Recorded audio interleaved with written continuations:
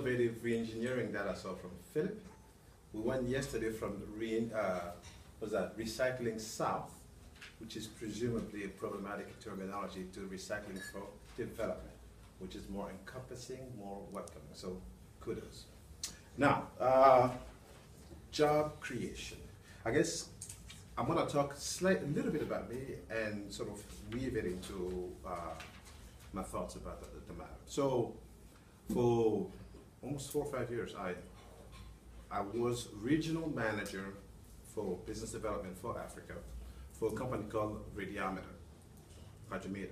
I worked Latin America first. I did Asia, and then I fought to get Africa because clearly I saw potential. They made medical equipment. It's part of a big conglomerate that did weapon systems, that did water solutions, and obviously medical, like very specialized medical equipment and diagnostic equipment. And when I saw what we did, I knew for a fact that actually, if ever there was a market that needed it, was the markets in Africa, because a lot of people die for misdiagnosis. A lot of people die for stuff they should not die from, breathing, lack of oxygen. So I fought my way into the regional manager position for Africa. For 3.5 years, it was battle upon battle upon battle to do my job right. I cannot run Africa by sitting in a cushy office here in Copenhagen. I cannot go see my client once a year and thinking that they're going to wait for me, because every time I went to Africa, when I was waiting to meet the minister, there were 50 people sitting outside the door. I'd say him once, then I'm gone for a year, but he's forgotten about me by midday, because he actually saw people physically, 50 different people. My phone call is now got African dollars. But management was not understanding. We looked at problems. Now, at the training yesterday, we said, we all have master degrees in problems. Let's sort out solutions.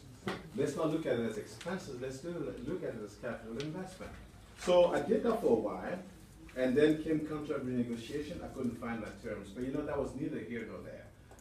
It was good for me to have worked for Radiometer. It's a very, very fantastic company. But for the longest time, from back when I was in the US, I was burning for Africa, burning for doing something in Africa, but I wasn't quite certain what. And I talked about Africa so much, my people said, listen, we're so sick and tired of hearing about this Africa thing. Everything is Africa with you. Don't tell me, show me. What are you gonna do next? So shut up. So when I got into this contract, I thought, you know what, it's as good a time as any to jump. So I started my own company, doing advisory work with companies trying to match investment with opportunity in Africa. But obviously you have to be strategic. So in a part of Africa that here in Denmark, we don't look at French-speaking Africa, Central Africa, which presumably it's actually the richest part of Africa, bar none. No offense to anybody. Also, because given the size of the companies that we have in Denmark or in Scandinavia, given the ethos, the company culture, and it's small and medium enterprises, it's a much better fit in those markets. Because if, as a Danish company, I invest $1 million there, you better believe I'm gonna make certain I get my return on the investment, versus a gigantic multinational who comes in, buys it for parts, chop it up for parts, and then they have a different ambition. So it's tough going, but we're getting there, you know. And then you have facilities that actually would help companies sort of trying to get there. So, and as I traveled through Africa, I started noticing a huge dynamics. I'm like, oh my God. On the plane to, you name the destinations in Africa, one time I was going to Congo, I looked around, I'm like, I think I'm on the wrong plane. One black guy, me, everything else. Asian, both, Southeast Asian and Asian proper, like Chinese, and Muslim, and Caucasians. Right? So I looked and I was like, oh man, well, there's something going on here. And when you get on the ground, and if you go month over month, it is so dynamic. It's changing. The pioneers go to create jobs. I was at, the company Total, the old French oil company. So I was at the general manager or whatever. The guy, they called him back then Sarkozy #2, because you have Sarkozy and then this guy. So when Sarkozy needed money, he called this guy, the one that ran Total Oil Company.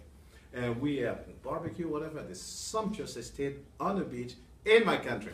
And I could not possibly even afford anything remotely near the area. And then I look over on the other side of the avenue, you know, the whole thing doesn't make sense. Sumptuous luxury here, nothing there, but everybody is busy. There's a hustle, busy. Because I went there after I'd been out of Africa for 30 years. So my working with Diaspora was some of the first times heading back into the continent. I wanted to, heading back into the continent. So when I went, I did my homework. We are all Western. Don't fool yourself. So I looked at all the stats and then whatever, I had my little apprehension, but I was driven by the fact that I wanted to go. So I'm like, well, where's the poverty that I keep hearing about? I'm thinking, there's something else going on here. There's these little numbers, the $2 per day bullshit that they give us, no offense.